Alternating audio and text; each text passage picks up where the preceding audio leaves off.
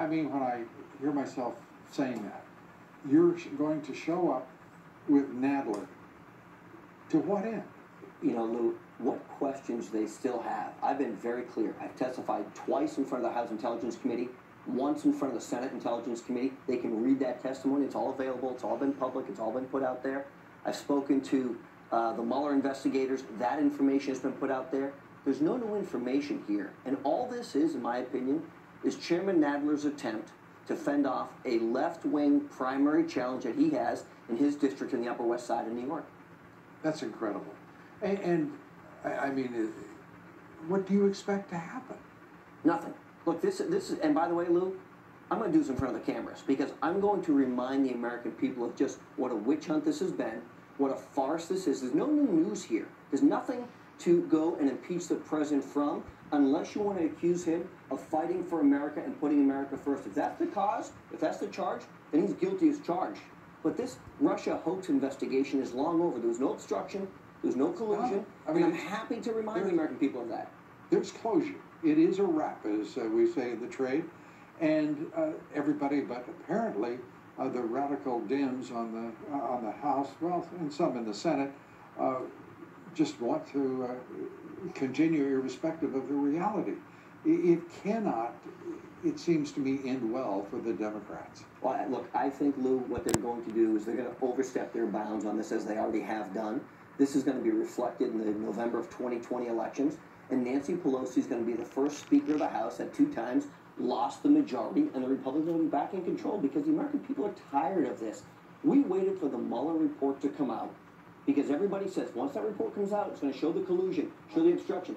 There was none, and now it's over. And if the Congress wants to do something beneficial, let's go after James Comey for lying, what we call perjury. Let's go and prosecute Andy McCabe, who's got 3 criminal referrals against him. Let's go after Stockton Page and James Baker, who we know leaked information.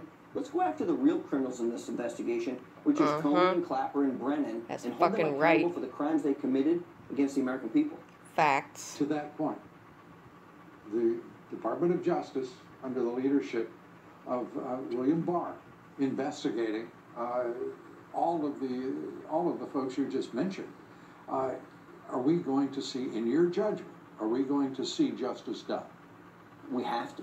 We have to, Lou, because the American people deserve it. Just because you were the director of the FBI, or the deputy director of the FBI, doesn't give you the right to break the laws, to abuse the FISA court system, to use your badge and your gun, to go after people because of their politics. Look what they did to Carter Page. Look what they did to so many other people. They used their positions of influence to try and destroy American lives because they didn't like their politics.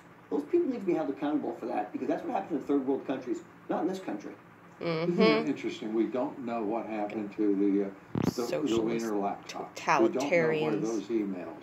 We don't know why the FBI never took charge of DNC servers that were allegedly hacked by Russians.